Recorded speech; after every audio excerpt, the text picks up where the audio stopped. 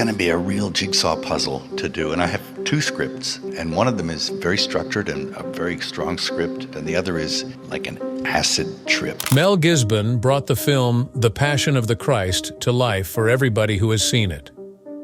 2 Academy Awards and a Golden Globe for Best Director are among Mel Gibson's many accolades for his work in Hollywood. He is also a prolific screenwriter and producer. He has amassed a fortune, is generous to those in need, and is the father of several children. Gibson, on the other hand, has a reputation for scandals and reckless infidelity. When did he nearly get booted from Hollywood because of those scandals? After suffering several defeats, how did he recover?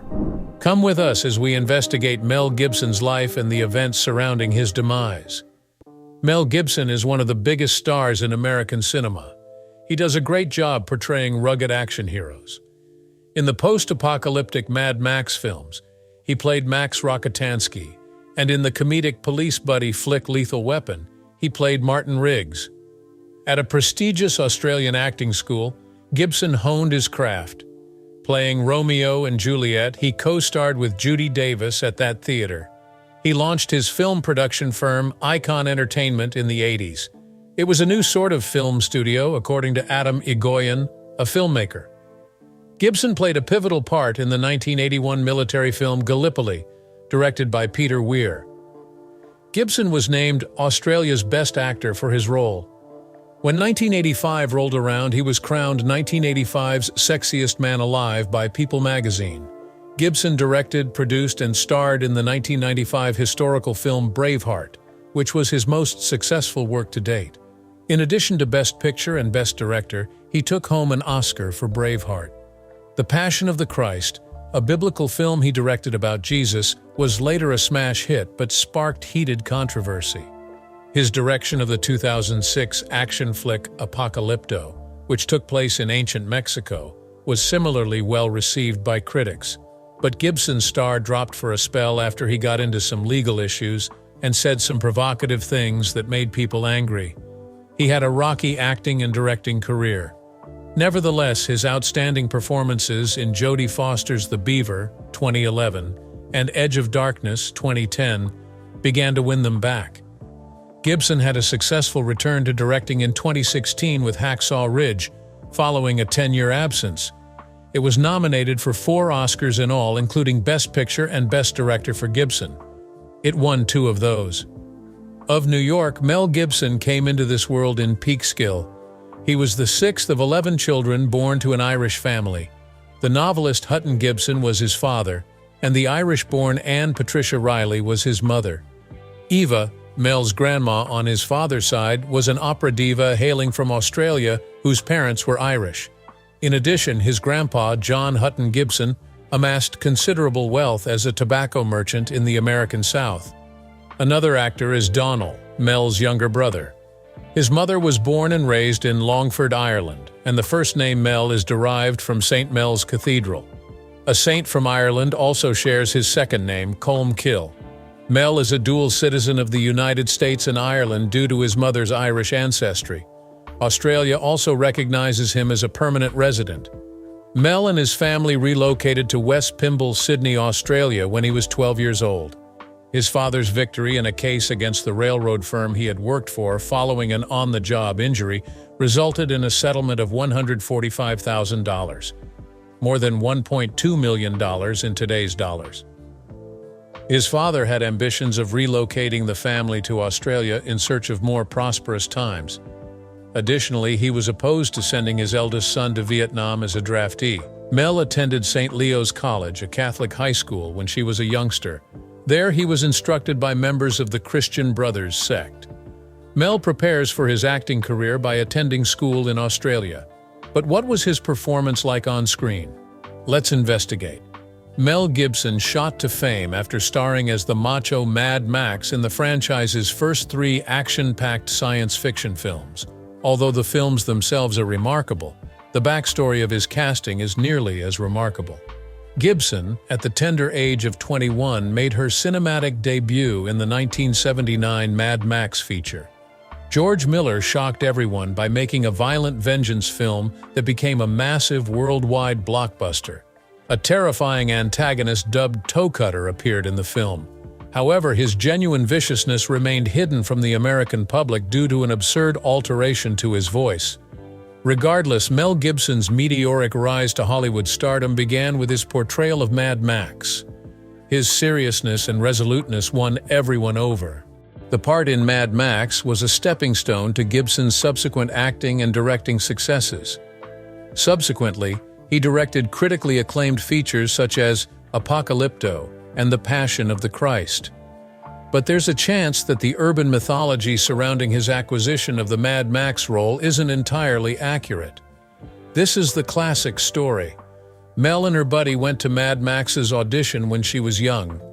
He arrived at the audition battered and injured after getting into a fight the night prior. Apparently, Mel was offered the starring part of Mad Max on the spot by the casting director because they loved his roughed-up look. Some in the film business think the publicist may have fabricated this narrative despite how fortunate it seems. Snopes, a website that verifies claims, states that the story's veracity has been called into doubt, but they do not dispute the possibility that Gibson seemed disheveled during his audition. In interviews, Gibson has discussed the story and said that the casting crew considered him for the villain character due to his battle-wounded visage. He claims that they photographed his inflamed face, but that the director mistakenly believed he would make an ideal Mad Max when he returned later, fully recovered. It remains a fantastic Hollywood myth regardless of how real it is. It appears that Gibson did, in fact, engage into an altercation that first drew the attention of the Mad Max producers. However, it did not immediately result in his casting as Max Rokitansky, the lead.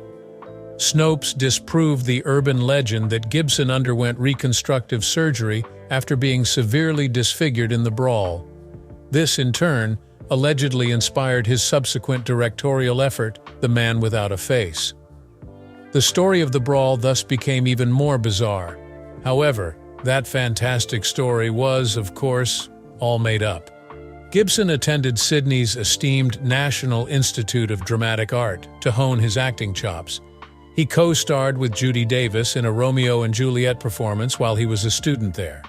In an experimental production of A Midsummer Night's Dream, he even portrayed Titania, the Fairy Queen. Gibson began shooting the first Mad Max feature the day after he graduated in 1977. On the other hand, he joined a theatrical group in Adelaide and kept performing on stage. Waiting for Godot, in which he co-starred with Geoffrey Rush, and Death of a Salesman were among his other stage appearances. Gibson made his cinematic debut in the 1977 picture Summer City while still a student, earning a meager $400. The 1979 film Mad Max, in which he played the starring role of Max Rokitansky, paid him $15,000. In the year after the original Mad Max, he portrayed a young child with mental difficulties in the film Tim. In her early years, Gibson appeared as a guest star on several Australian television series, including The Sullivans, Cop Shop, and Punishment's Pilot. After that, Gibson became even more renowned and joined the cast of the 1982 action flick Attack Force Z, set during World War II. The film didn't come out until 1982, though. Gibson won yet another Best Actor accolade in Australia when director Peter Weir placed him as the protagonist in the critically acclaimed 1981 military film Gallipoli. He was able to secure representation in Hollywood thanks to the reputation he had as a gifted and adaptable performer in Gallipoli. The Road Warrior, Gibson's 1982 sequel to Mad Max, was a smashing success in the United States. Also that year, he received more acclaim for his performance in the suspense thriller The Year of Living Dangerously, directed by Peter Weir. Gibson returned to acting in 1984's The Bounty as Fletcher Christian, after a hiatus to raise his twin kids. After that, in 1985's Mad Max Beyond Thunderdome, the third film in the series, he revived Max Rokitansky and made his first $1 million paycheck. The River, released in 1984, was Gibson's debut feature film in the United States. In the film, he and Sissy Spacek portrayed Tennessee farmers who were fighting for survival. He also starred in an Australian director's romantic comedy Mrs. Soffel that year.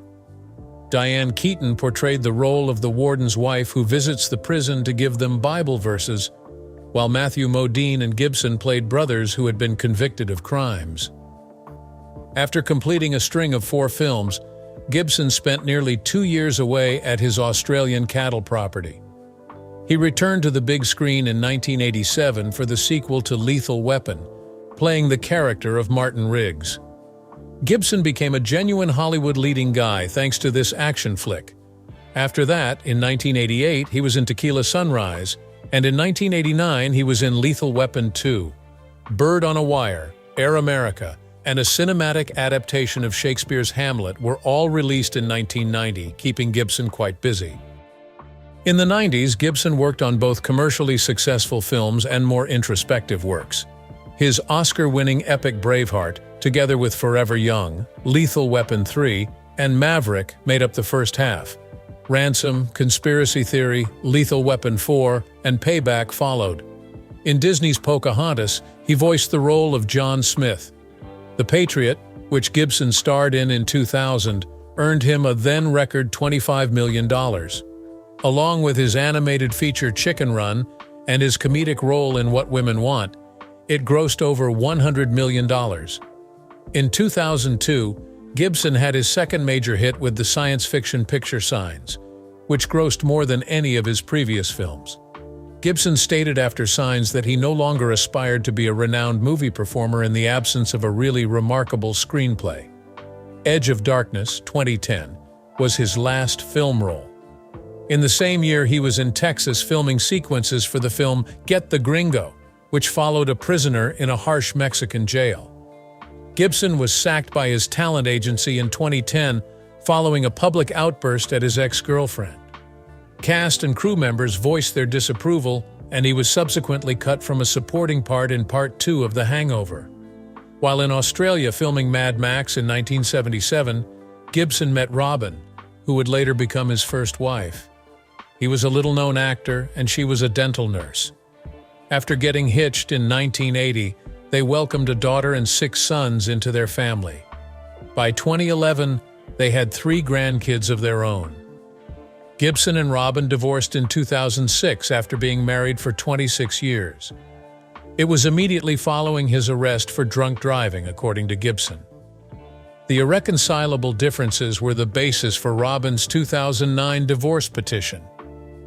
This followed the public release of images showing Gibson hugging Oksana Grigorieva, his new Russian lover.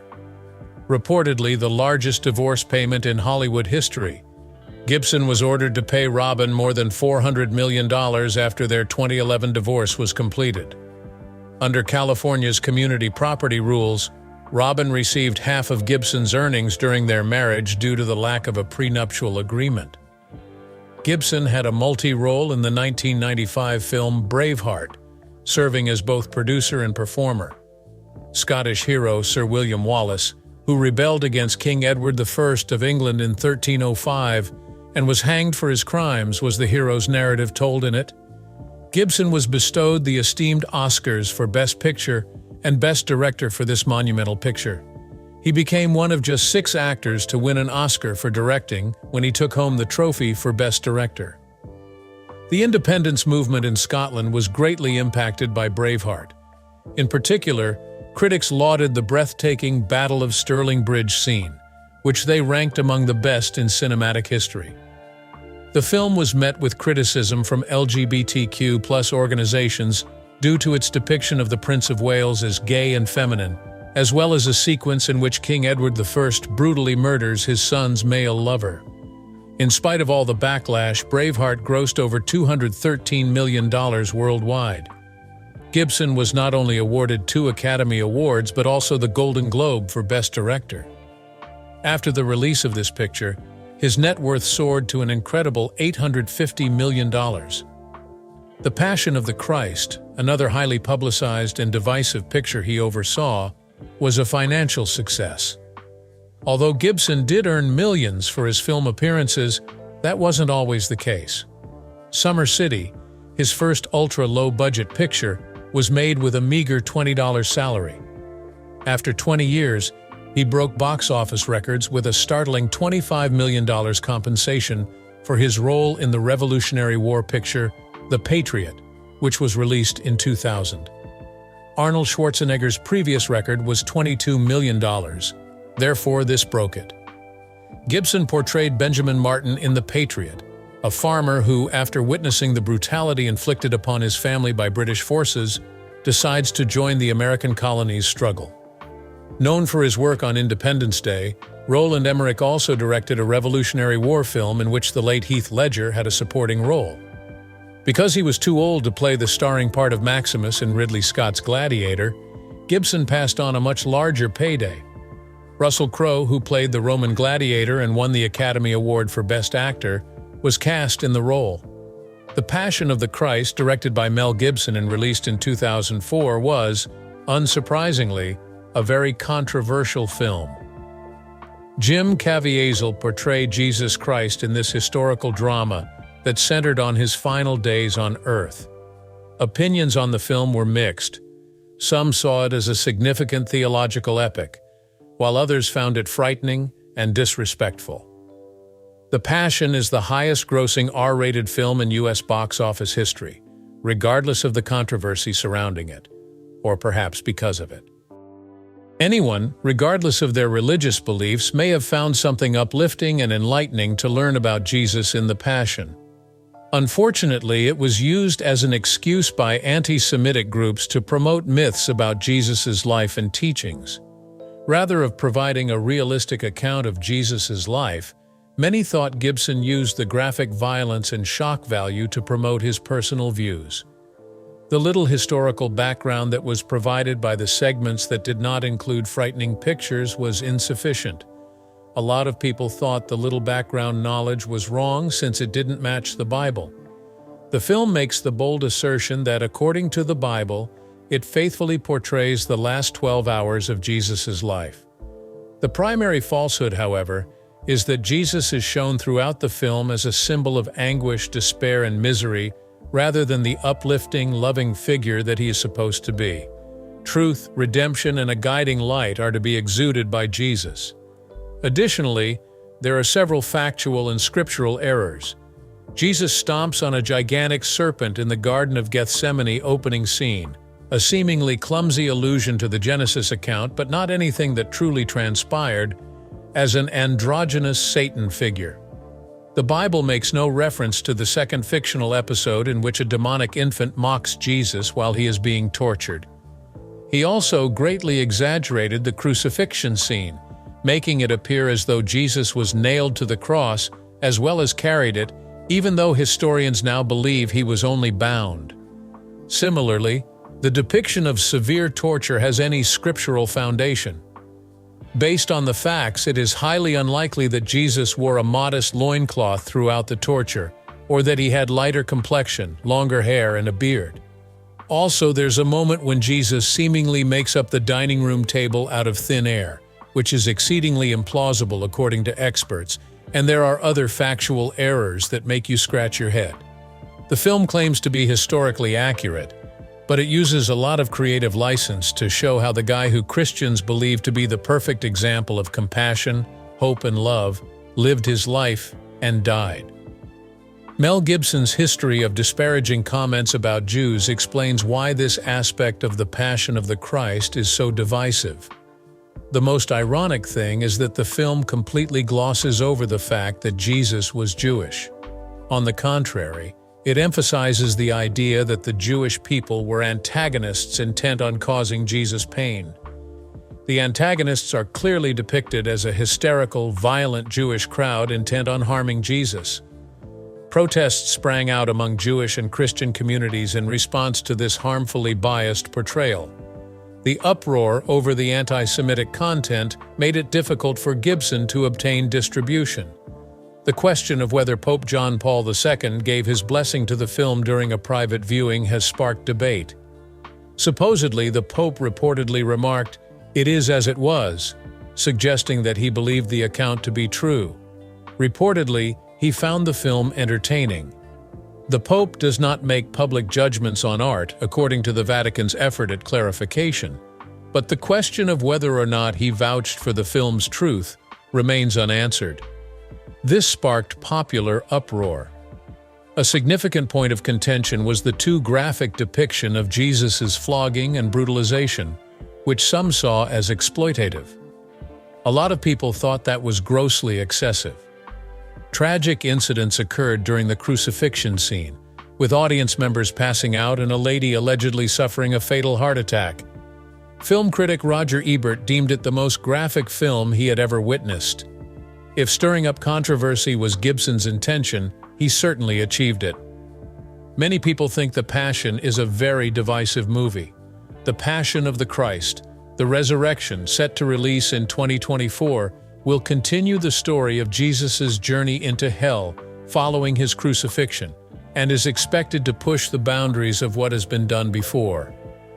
After amassing an estimated $400 million from the original Passion, Gibson used that money to purchase Mago, a private island in Fiji spanning 5,400 acres, for about $11.4 million. The celebrity may host parties on the island's beaches and lagoons, far from the prying eyes of the media.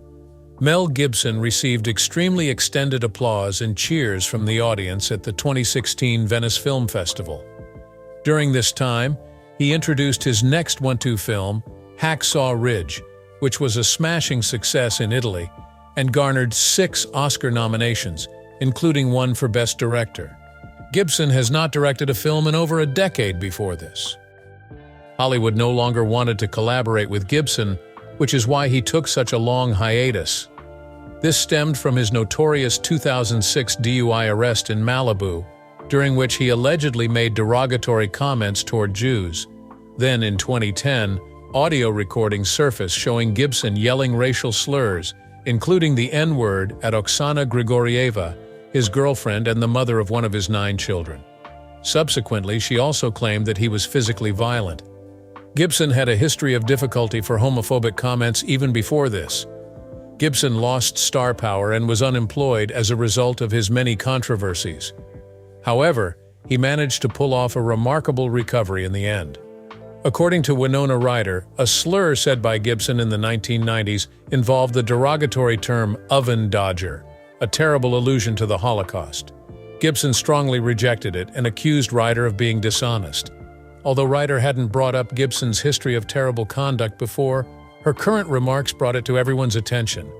Gibson managed to stay in the industry despite repeatedly demeaning and abusing Black people, Jews, and homosexual people.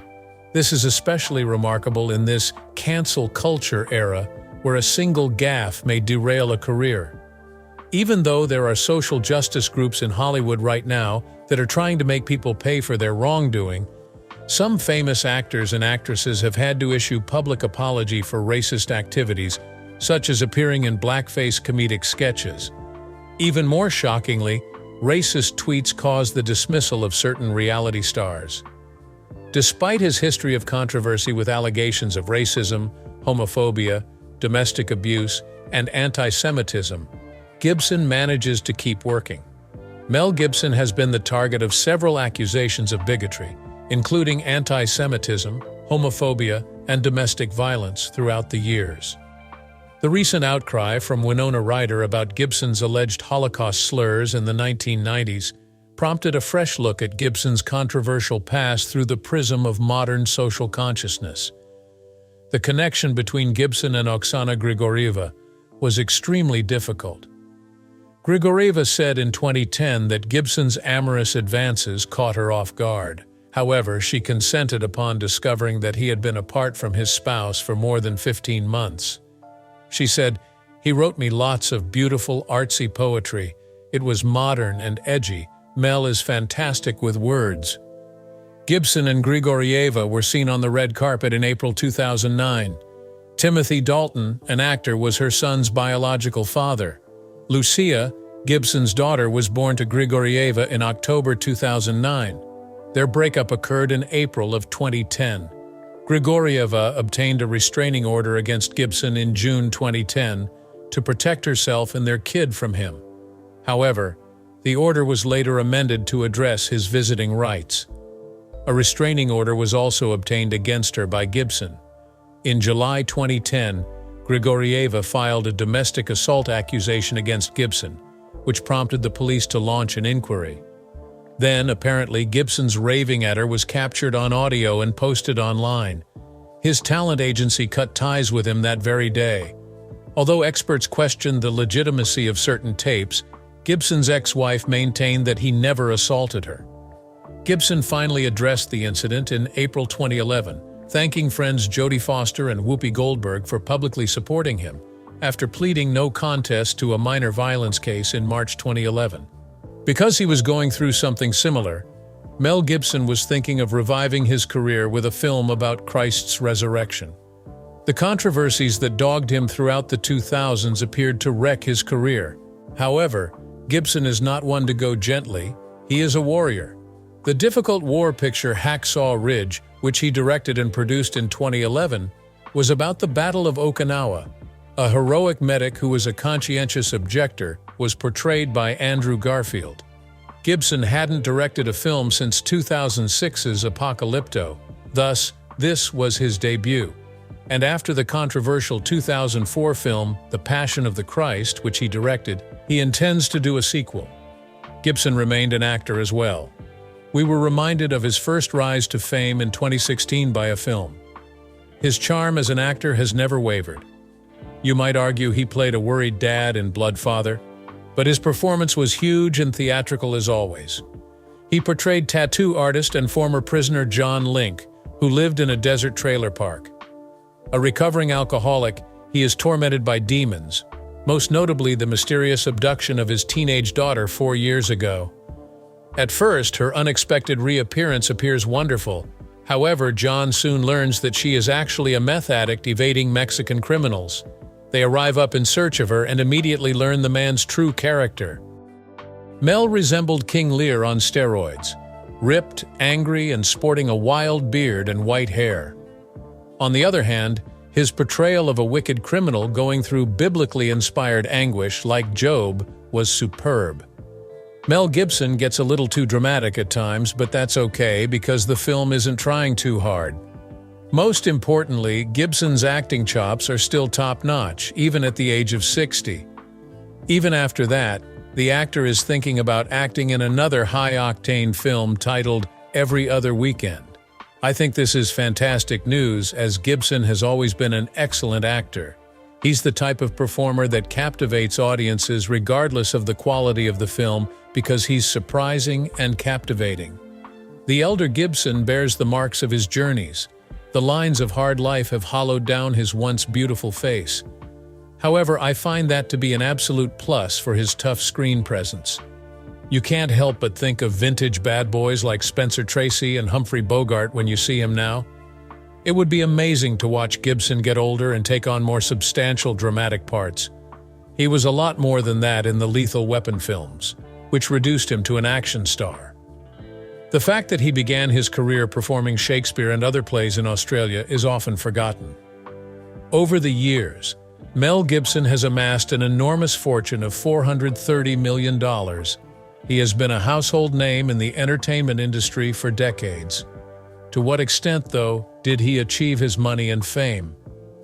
Let's trace the life of this legendary person. Starting in 1977 with the low-budget Summer City, Gibson's acting debut, he showcased his talent and garnered attention from viewers. He was 21 years old at the time. His previous work included the hit Australian TV series The Sullivans. He was already well known in his own country before his breakout performance in 1980's Mad Max catapulted him to superstardom on a global scale. The highest-grossing picture in Australia at the time was this production. Following that achievement, Gibson made the decision to give America a go. Gibson has become well known not just as an actor, but also as a filmmaker in the last 15 years. One of his most celebrated films, Braveheart, took home the top prize at the Academy Awards for Best Picture. His film Hacksaw Ridge was nominated for an Academy Award not long ago. Gibson has established himself as a gifted multitasker in the film business because to his exceptional performance in both leading and directing. Gibson also has some real estate holdings. He has houses in Malibu, California, Costa Rica, an island in Fiji, and Australian real estate. He made $6 million from the sale of his 300-acre property in Australia in 2004. In the same year, he paid $15 million to acquire Mago Island in Fiji, despite objections from the indigenous population who had been removed from the island in the 1860s. The uninhabited island should remain untouched, according to Gibson. He liquidated his massive 45,000-acre Montana ranch in the beginning of 2005. He spent $9 million in 1994 on his Connecticut mansion, and then sold it for $40 million in 2007. He also purchased a 400-acre property in Costa Rica for $26 million. In the same month, he fetched $30 million for a Malibu mansion he had acquired 2 years before for $24 million. His 2008 Malibu property purchase included celebrities David Duchovny and T. Leone. In order to help underprivileged children all around the world get the medical treatment they need, Gibson and his ex-wife gave millions of dollars to organizations like Healing the Children.